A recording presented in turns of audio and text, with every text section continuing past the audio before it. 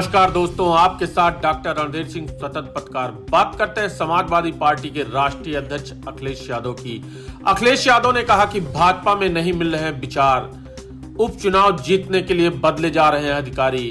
अखिलेश यादव ने कहा लोकसभा चुनाव में बहुमत से पीछे और उत्तर प्रदेश में अपनी प्रमुख सीटें गंवाने के बाद भाजपा का नेतृत्व बौखलाहट में है।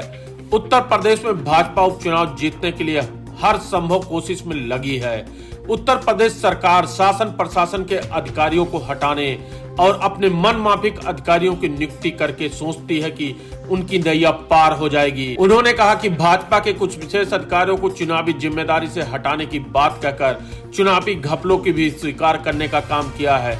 क्या भाजपा इससे पहले चुनाव में इन्हीं अधिकारियों की वजह से जीतती रही है? उन्होंने कहा कि विधानसभा उपचुनाव में भी अपनी हार देखकर भाजपा डेरी हुई है।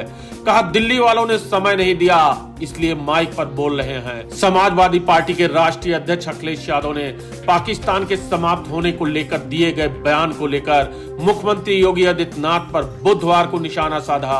अखिलेश ने यक्स पर योगी के बयान को टैग करते हुए तंज कसा कि भाजपा के अंदर आपस में विचारों का विलय नहीं हो रहा है और दावे दुनिया भर के किए जा रहे हैं। वहीं उन्होंने अयोध्या की लाइटें चोरी होने पर यक्स पर भाजपा सरकार को घेरा है। अखिलेश यादव ने पोस्ट में मुख्यमंत्री योगी आदित्यनाथ का एक वीडियो पोस्ट किया है। इसमें मुख्यमंत्री कह रहे हैं कि पाकिस्तान का कोई अस्तित्व नहीं है, कि जो दृश्य 1947 में हुआ था वही दृश्य तो आज बांग्लादेश के अंदर हम सबको देखने को मिल रहा है। 1.5 करोड़ हिंदू किस तरीके से बांग्लादेश के अंदर आज चिल्ला चिल्ला करके अपने आप को, अपनी अस्मिता को बचाने के लिए गुहार लगा रहे हैं, और दुनिया के मुंह सिले हुए कथित सेकुलरिस्ट भारत के अंदर भी इनके मुंह सिले हुए एक भी शब्द इनका नहीं निकल रहा है, क्योंकि उनको भय है कि अगर इन निरीह कमजोर लोगों के पक्ष में इन्होंने आवाज निकाली तो इनका वोट बैंक खिसक जाएगा। वोट बैंक की चिंता है, लेकिन मानवीय संवेदना इनकी मर चुकी है। मानवता के रक्षा के लिए इनके मुंह से एक भी शब्द नहीं निकलने वाला है, नहीं निकलेगा, क्योंकि इन्होंने आजादी के बाद लगातार उसी प्रकार की राजनीति को प्रेरित और प्रोत्साहित किया, उसको लेकर के आगे बढ़ते रहे। ये लगातार बांटो राज करो की उस राजनीति के तहत ये लोग देश के अंदर कार्य करते रहे। अंग्रेजों से सत्ता इन्होंने उस समय प्राप्त की।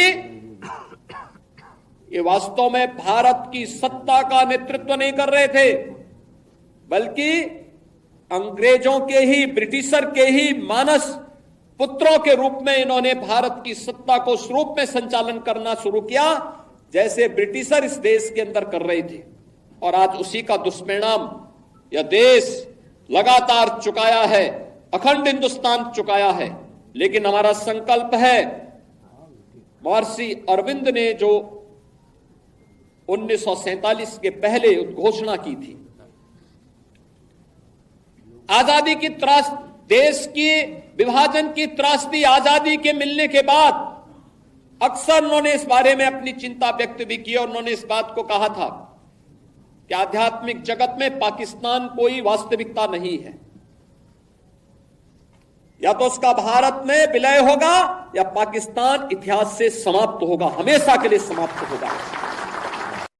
या तो उसका विलय भारत में होगा या हमेशा के लिए समाप्त हो जाएगा। इस पर अखिलेश यादव ने कटाक्ष करते हुए कहा भाजपा के अंदर आपस में विचारों का विलय नहीं हो रहा है और दावे दुनिया भर के किए जा रहे हैं। आप तो लखनऊ की कुर्सी पर ध्यान दें, जिसे दिल्ली वाले विलय नहीं विलीन करने वाले हैं। मुख्यमंत्री होने के नाते वैसे ये विषय आपके अधिकार क्षेत्र का नहीं है।